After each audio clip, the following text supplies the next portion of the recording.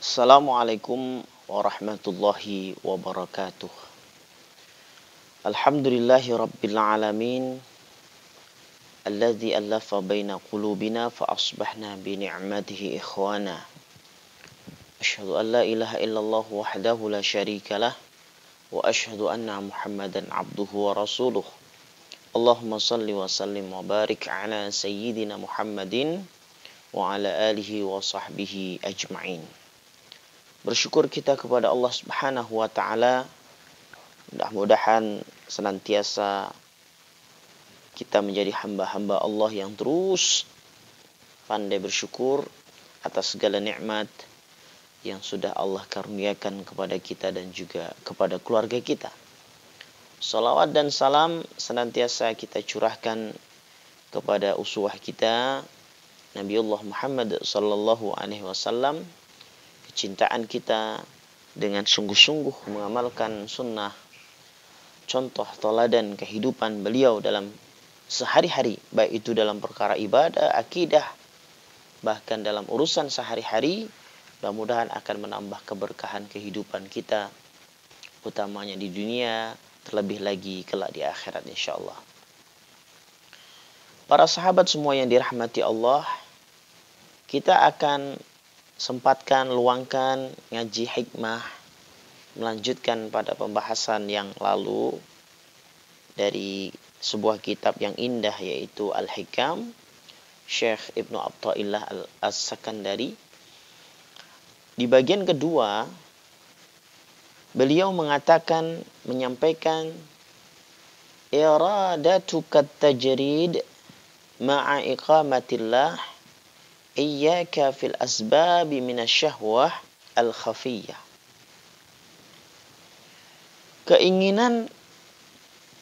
Keinginanmu untuk tajrid. Tajrid itu meninggalkan urusan duniawi, termasuk di dalam perkara mencari rezeki. Padahal Allah telah menempatkan engkau pada satu asbab. Asbab itu adalah sebab. Dalam bahasa lainnya adalah sebuah usaha di mana Allah telah membekali manusia, baik itu akal, insting, ya, sebagai sarana untuk meraih atau memperoleh kehidupan, nafkah sehari-hari, baik itu secara pribadinya dan juga untuk keluarganya. Adalah termasuk adalah termasuk dalam bisikan syahwat yang samar. Ya. Jadi minasyahwatil al-khafiyah. Minasyahwatil khafiyah. Termasuk bisikan syahwat yang halus, samar. Kemudian beliau melanjutkan wa iradatukal asbab ma'a iqamatillah iyyaka fi tajrid inhitatun minal himmatil aliyah. Sebaliknya, keinginanmu untuk melakukan sebuah asbab, padahal Allah telah menempatkanmu pada satu kedudukan tajrid, adalah satu kemerosotan, kemunduran dari himmah. Himmah di sini adalah sebuah tekad spiritual yang luhur, yang mulia. Sebuah kata yang indah, sebuah kiasan atau bahkan penjelasan yang begitu indah yang disampaikan oleh Syekh Ibnu Athaillah As-Sakandari untuk dinasihatkan kepada kita semua, bahwa beliau menyampaikan keinginan kita untuk meninggalkan duniawi, meninggalkan urusan mencari rezeki, padahal Allah menempatkan pada sebab itu. Ya, maka hati-hati. Jangan-jangan ini adalah sebuah syahwat. Jadi, semangat kita untuk ibadah bukan berarti meninggalkan asbab-asbab, meninggalkan perkara duniawi. Bahkan, bagaimana caranya setiap aspek-aspek aktivitas kehidupan sehari-hari itu bisa bernilai akhirat. Karena Allah Subhanahu wa taala dalam beberapa ayat di dalam Al-Qur'anul Karim juga menasihatkan wabtaghi fima atakallahu daral akhirah wala tansa nasibaka minad dunya. Kata Allah, dan carilah fima atakallahu daral akhirah, terhadap apa yang Allah anugerahkan kepadamu di negeri akhirat. Artinya Allah memang menyuruh kita untuk meraih akhirat, meraih sesuatu yang bernilai akhirat. Wala tansa nasibaka minad dunya, namun jangan lupakan bagianmu di dunia. Jadi nasihat yang indah dari Allah Subhanahu wa taala ini itu menyuruh kita, di samping semangat akhirat atau semangat ibadah kita kepada Allah tinggi, maka tidak boleh melupakan urusan dunia. Bahkan wa ahsin kama ahsanallah, dan berbuat baiklah sebagaimana Allah telah berbuat baik. Ini menunjukkan bahwa kita disuruh untuk melakukan kebaikan-kebaikan dunia, apalagi kebaikan akhirat. Kalau sudah urusan akhirat pasti baik.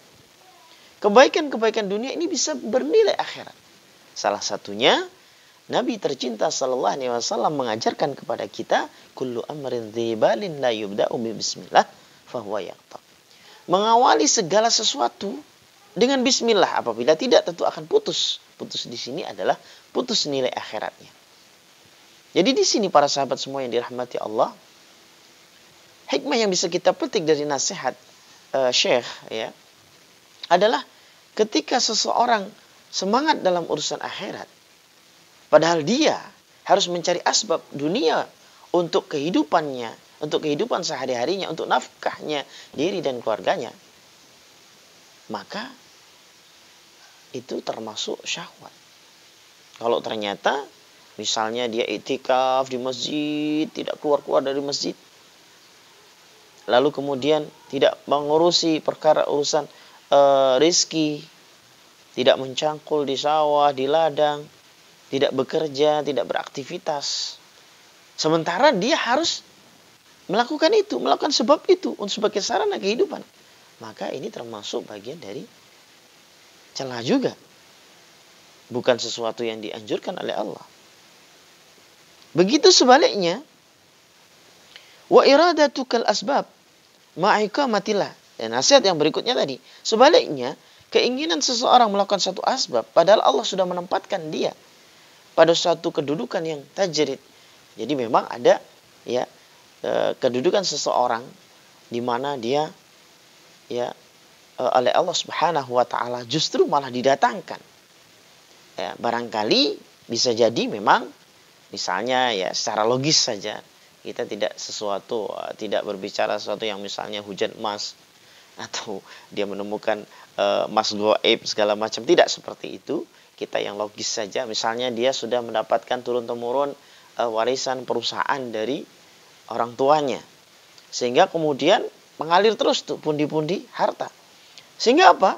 Dia cukup dengan ibadah, sedekah, bermunajat kepada Allah, istiqamah. Karena apa? Perusahaannya sudah berjalan sesuai dengan manajemen.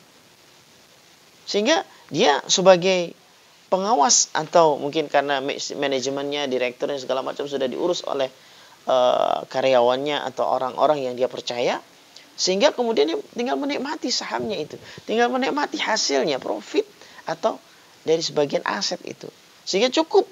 Bahkan ada penyebutan 7 turunan dia habis. Bahkan karena ini perusahaannya yang memang dibutuhkan oleh masyarakat, produk-produknya, sehingga kemudian insya Allah akan terus berjalan. Maka tinggal memperbanyak ibadah kepada Allah. Ya, seolah-olah orang memandang, wah enak sekali ya kehidupannya. Kok hanya di rumah saja, nyantai gitu kelihatannya ya. Ke masjid bisa iktikaf berlama-lama. Jangan melihat seperti itu. Karena apa? Yang bersangkutan memang oleh Allah ya, wa ahsin kama ahsanallah. Oleh Allah telah diperlakukan baik ya dengan urusan dunianya tadi. Sehingga apa? Dia tinggal menambah urusan akhiratnya, menambah kualitas akhiratnya. Ya, dan jangan katakan kemudian, wah enak kalau gitu. Enak bagaimana? Hisabnya, urusan hartanya juga berat di akhirat. Jadi hidup ini memang betul-betul sawang sinawang. Jadi kita melihat posisi kita, ya. Jadi ketika kemudian kita ada asbab di sana, ada sebab di mana kita harus mencari penghidupan sehari-hari, ya, nafkah, maka bagaimana caranya supaya di dalam aktivitas kita sehari-hari, ya, itu semuanya bisa bernilai ibadah. Namun ketika ada di antara sahabat semuanya yang kemudian produktif, tidak harus dengan menguras pikiran, menguras tenaga, tetapi sudah terjalankan dalam sebuah sistem. Seperti yang saya sampaikan tadi, ya, sudah punya perusahaan, atau mungkin dia menanam investasi yang halal di sana, sehingga dia mendapatkan hasil dari investasi itu karena sebelumnya mungkin bisa jadi ini ya, misalnya ini contoh saja ini, ya, dapat warisan berapa M dari orang tuanya, ya, atau dari kakeknya, lalu kemudian dia tanamkan, investkan ke, contohnya apa ya, peternakan sapi misalnya, yang amanah di sana. Lalu kemudian karena ini berapa ekor sapi nih, banyak sekali, ya, peternakan sapi atau penggemukan sapi atau macam-macam lah. Akhirnya kemudian apa? Berkembang. Sehingga dalam sebulan saja dia bisa memperoleh profit misalkan 10 juta misalkan, atau 15 juta. Dari sapinya itu yang banyak itu. Maka sudah tidak perlu repot-repot pikir. Kenapa? Karena sudah dipikirkan oleh manajemen. Nah, adapun kemudian yang manajemen ini ada wasilah, di mana dia harus mengelola dengan amanah. Nah, ini pun juga bisa berbuah pahala. Bisa berbuah pahala. Bisa berbuah atau bernilai ibadah apabila kemudian semuanya diawali dengan bismillah. Jadi semua peran ini bisa dimainkan oleh setiap kita sebagai sarana ibadah, sarana untuk menjemput karunia Allah Subhanahu wa taala, ya, diawali dengan bismillah, dengan niatan yang ahsan, dengan niatan yang baik. Bahkan kata Allah, wa ahsin, dan teruslah berbuat baik dan perbaiki kualitas kebaikan itu. Di pembahasan sebelumnya juga pernah kami sampaikan dengan beberapa itu, ya, kerja keras, kerja cerdas, planningnya jelas, tuntas, ya, lalu kemudian ikhlas, ya, bahkan kemudian dengan cara-cara yang cerdas, dan seterusnya, ya, di pembahasan sebelumnya sudah pernah kita jelaskan itu, kata motivator harus seperti itu caranya kalau dalam meraih dalam urusan kesuksesan dunia. Namun, ya, harus kita ingat, tetap bersyukur di dalam bingkai apapun yang dikaruniakan Allah Subhanahu wa taala terhadap kita, dan jangan iri terhadap orang lain. Jangan memandang orang lain dengan dengki. Karena tidak ada habisnya. Karena ada orang yang kemudian dia hanya cukup dengan tanda tangan. Dia hanya cukup melihat lokasi-lokasi, lalu kemudian terjadi deal misalnya karena dia punya properti dan sebagainya. Lalu wah, enak sekali ya.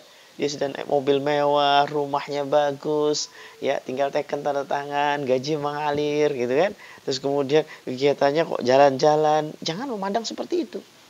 Ya. Jadi jangan melihat seperti itu. Jadi sawang sinawang. Jangan dikira orang yang seperti itu dia tidak ada beban pikiran. Pasti dia memikirkan juga, mungkin memikirkan perusahaannya, memikirkan modalnya dia putar, memikirkan dan sebagainya. Ya, kita sering mendapati seseorang yang kemudian di bidang properti, ya. Kalau kita melihatnya, wah, enak sekali nih properti, untungnya pasti besar. Untungnya ratusan juta, bahkan MM-an. Ya, ternyata apa? Beliaunya sendiri kemudian mengeluhkan. Ternyata penjualannya lambat. Sementara dia harus nyicil, bayar hutang. Jadi oleh karenanya sawang sinawang, kata orang Jawa. Jadi para sahabat semua, ini cara, ya, bagaimana kita mengenali diri kita sendiri, nafsu kita sendiri, agar bisa membangkitkan nafsul mutmainnah, nafsu yang baik, lalu bisa menekan nafsu sayyi'ah, nafsu yang buruk. Agar kita tahu kita pada posisi seperti apa, sehingga rasa bersyukur kita selalu mengiringi kehidupan kita sehari-hari. Ya, tentu paling tidak sabar atas setiap apapun yang Allah ujikan kepada kita dan juga keluarga kita. Nah, ini ya. Nah, sehingga Allah selalu berpesan kepada kita dengan gelora semangat. Fa idza qudiyatis shalatu fantasiru fil ardi wabtaghu min fadlillah. Jadi kata Allah, apabila telah selesai menunaikan salat, ya, maka bertebaran. Nah, pertebaran ini macam-macam, artinya menunjukkan bahwa manusia itu punya mobilitas tinggi. Ada yang bertebarannya ke pasar, ada yang bertebarannya melanjutkan aktivitas, mungkin dia ngajar, guru. Ada yang bertebarannya, kemudian ada sebagian dokter, ya dia ngobati perawat dan sebagainya. Ada yang kemudian dia harus pergi ke sawah dan seterusnya, bertebaran di muka bumi. Nah, inilah sahabat semua yang dirahmati Allah, nasihat yang indah dari Syekh Syekh Ibnu Athaillah As-Sakandari yang mengingatkan kepada kita harus tahu posisi kita. Ya, jangan sampai kemudian memaknai sebuah zuhud ya. Ya, kemudian dengan berdiam diri di masjid, iktikaf lama di situ, tidak ngurusi dirinya, tidak ngurusi keluarganya, tidak mencari nafkah, padahal dia harus pada posisi mencari nafkah. Adapun kemudian seseorang yang dia ya sudah diberikan kemudahan oleh Allah, ya, dengan misalkan tidak terlalu kerja keras, tapi malah lalai dari ibadah kepada Allah Subhanahu wa taala. Jangan. Ya, pasti hina, pasti akan celah orang-orang seperti itu. Sehingga dalam kondisi seperti ini, kita semua bisa mengambil hikmah dari setiap apapun yang terjadi, apapun yang telah Allah titipkan kepada kita, keluarga kita, ini semuanya bisa segera kita bijaksana, karena inti hikmah itu adalah bijaksana. Ya, inti hikmah itu adalah bijaksana. Nah, bijaksana itu identik dengan bagaimana bisa meningkatkan syukur, bagaimana bisa menambah kualitas sabar, sehingga kemudian apapun yang Allah karuniakan, ya, bagaimanapun kondisi di mana sekarang dan saat ini, ya, yang kita terima, dan itu semua adalah karunia terbaik dari Allah Subhanahu wa taala. Bahkan Allah memberikan sebuah janjinya, la in syakartum la azidannakum. Sungguh apabila bersyukur akan ditambah nikmatnya, dan nikmat itu macam-macam. Ya, pagi hari ini kita bernafas dengan lega, dengan segar, itu juga merupakan bagian dari nikmat Allah Subhanahu wa taala yang tak terelakkan. Sehingga harus bersyukur. Tidak ada alasan kita tidak bersyukur. Karena setiap saat, setiap waktu, bahkan jangan kalau ada lebih cepat dari detik, disitulah kita harus tetap bersyukur. Bersyukur dan bersyukur. Mudah-mudahan kita semakin bijaksana menghadapi kehidupan, menghadapi segala hiruk pikuk kehidupan kita ini, ya, dengan terus bersyukur, sehingga Allah kelak akan menghadiahkan sebuah keindahan yang luar biasa, buah dari syukur, buah dari sabar kita, yaitu jannatun na'im, surga yang penuh dengan kenikmatan.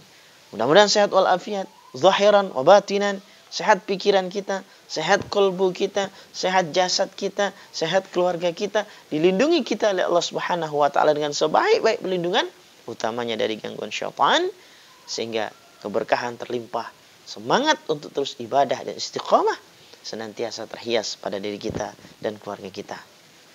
Akhir da'wana walhamdulillahirabbil alamin. Wassalamualaikum warahmatullahi wabarakatuh.